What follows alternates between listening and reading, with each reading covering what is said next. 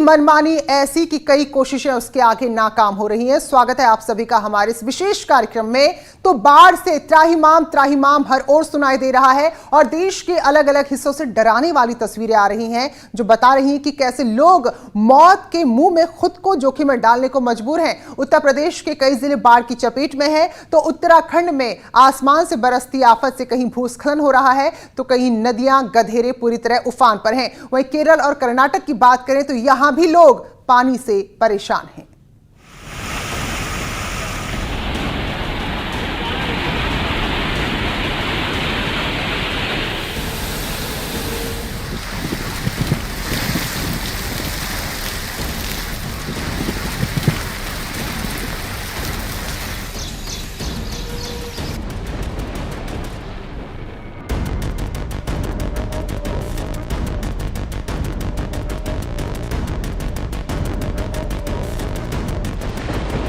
बाढ़ से रफ्तार पर ब्रेक।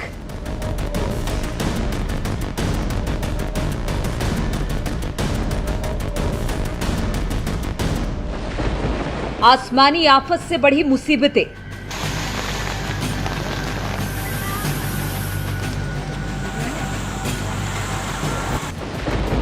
पहाड़ से दरक रहे पत्थर।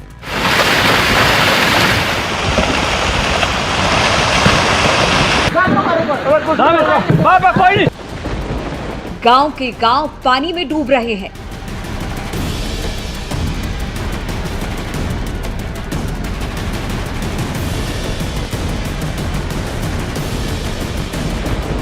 नदियों के रौद्र रूप से खतरे में लाखों जान।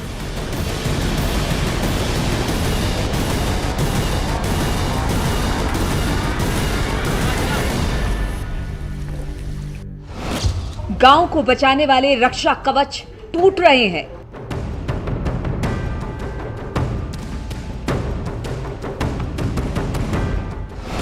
उत्तर से लेकर दक्षिण भारत तक त्राहिमाम।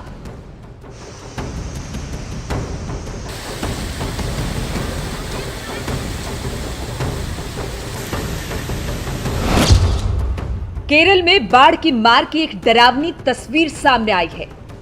एर्नाकुलम जिले में ऐसी बाढ़ आई कि हाथी का एक बच्चा ही बह गया।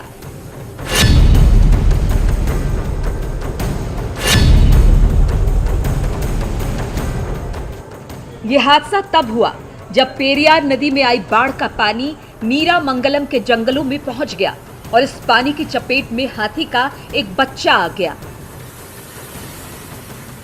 पानी का बहाव इतना तेज था कि वो अपने साथ हाथी के इस बच्चे को भी बहा ले गया। पेरियार नदी के पानी में बहते हाथी को बचाने की कोशिश नाकाम साबित हुई।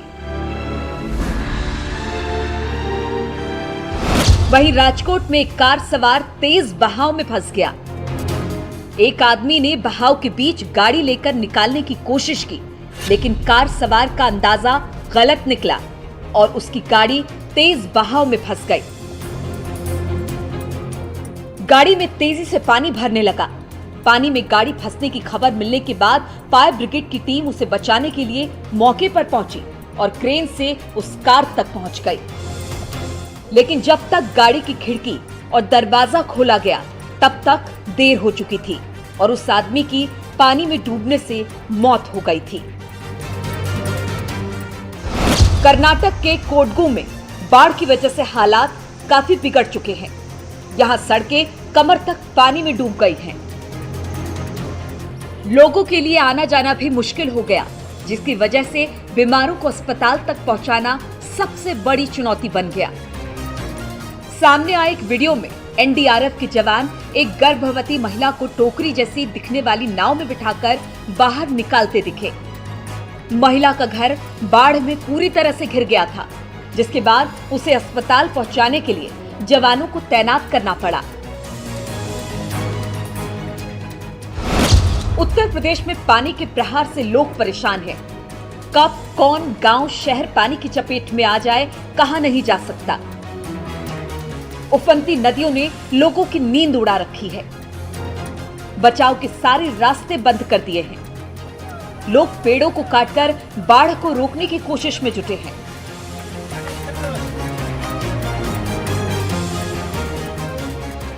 लेकिन ये कोशिश भी नाकाम साबित हो रही है। देखिए कैसे उत्तर प्रदेश के देवरिया जिले के लार थाना क्षेत्र में सरयू नदी ने तांडव मचा रखा है। पिंडी, डुमरी, तकिया और धरहरा गांव के बांध को बचाने की कोशिश में जुटे हैं। मैं इस वक्त खड़ा हूँ पिंडी और भागलपुर के एक तटबंध पे। इस तटबंध की लंबाई तकरीबन 8 किलोमीटर बताई जाती है, जहाँ 1 दर्जन से अधिक स्थानों पे कटान शुरू हो गया है।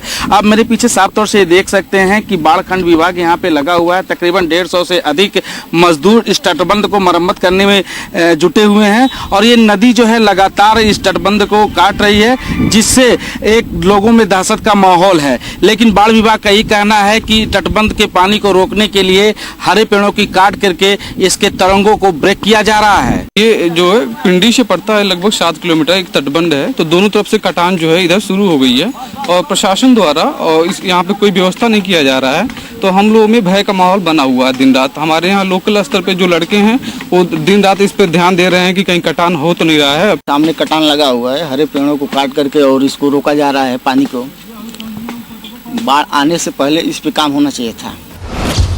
पानी चढ़ने की वजह से दिन रात लोग जगे रहते हैं। उन्हें डर है कि पता नहीं कब सरयू नदी का पानी और उफान पर आ जाए।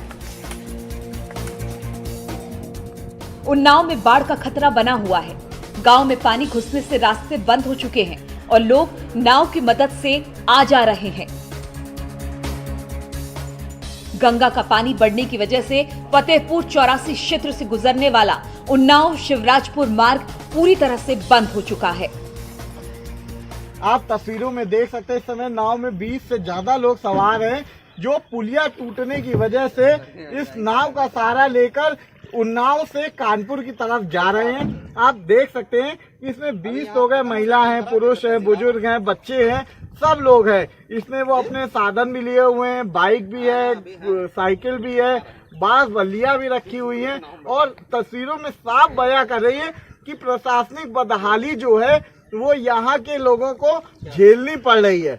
और कहीं ना कहीं अगर ये जो पुल था 2 सालों में बन गया होता तो जो ये समस्या है, ये समस्या लोगों को नहीं आती।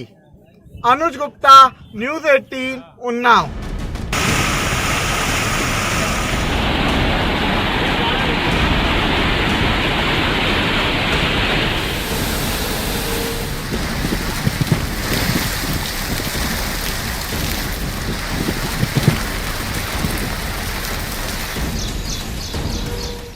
ब्रेक के बाद स्वागत है आप सभी का। तो अपने विशेष कार्यक्रम में हम आपको दिखा रहे हैं कि पानी ने कैसे तांडव मचाया है और अब आपको दिखाते हैं उत्तराखंड की ऐसी तस्वीरें जिन्हें देखकर वाकई में आप भी डर जाएंगे। लेकिन लोगों की मजबूरी ऐसी है कि उन्हें पता है उनकी जिंदगी को खतरा हो सकता है, लेकिन उसके बावजूद उन्हें ऐसे ही खतरनाक रास्तों से पार पड़ना पड़ रहा है। पहाड़ों पर मूसलाधार बारिश से तबाही। कल की बारिश के बाद ये नजारा है काली का। मुश्किल में इंसान।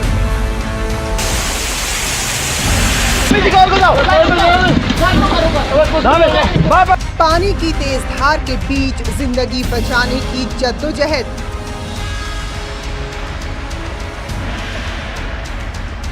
गिरते पहाड़ों के बीच जान हथेली पर रखकर मंजिल की ओर बढ़ते लोग।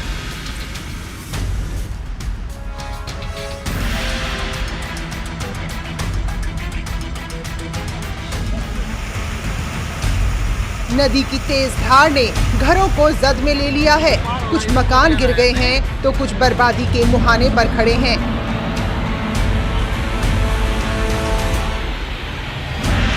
पानी का एक झोंका इन घरों को कभी भी सैलाब में मिला सकता है।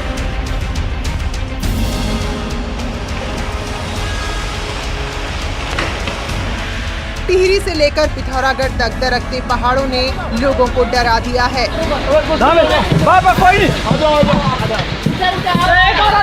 मंजिल तक पहुंचने से पहले लोग मौत का सामना करने को मजबूर हैं।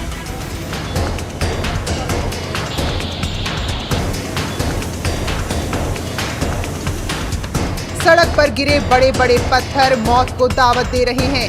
आप कल्पना कर सकते हैं कि आखिर इन रास्तों से लोग कैसे गुजरते होंगे।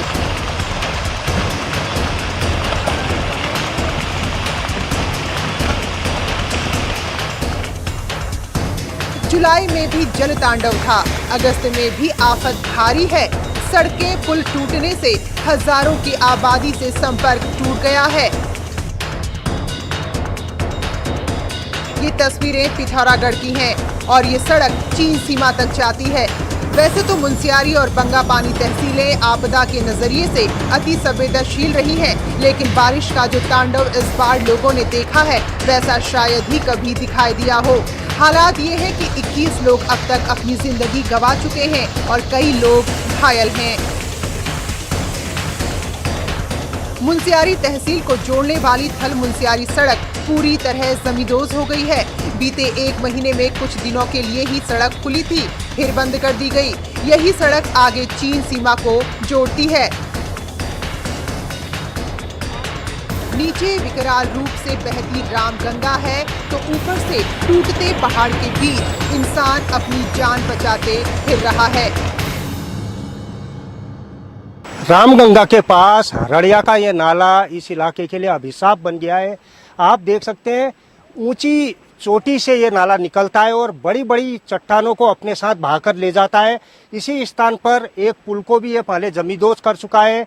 एक पुल यहाँ पर लोक निर्माण विभाग द्वारा बनाया गया है। अब दूसरे पुल की एडीपी के द्वारा यहाँ पर तैयारी की जा रही है ताकि लोगों को कुछ राहत मिल सके। लेकिन सबसे बड़ी दिक्कत यह है कि हरड़िया के प्रभाव के कारण ये जो पूरा का पूरा इलाका है, तकरीबन 500 मीटर का इलाका, ये खासा प्रभावित हुआ है।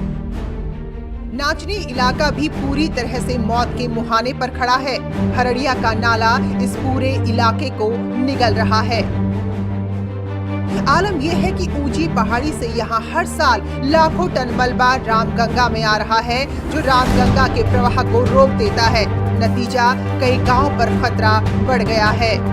मुनस्यारी के तलहटी पे बसे तल्ला जोहार भी प्राकृतिक तौर पे अति संवेदनशील इलाकों में एक है। आप देख सकते हैं इस इलाके में भी बड़े बड़े पहाड़ दरके हुए हैं और उन्हीं पहाड़ों की तलहटी पर लोग भी बसे हुए हैं। एक तरीके से ये कहा जा सकता है कि इस इलाके के लोगों के लिए बरसात खासी मुसीबत भरी रहती है।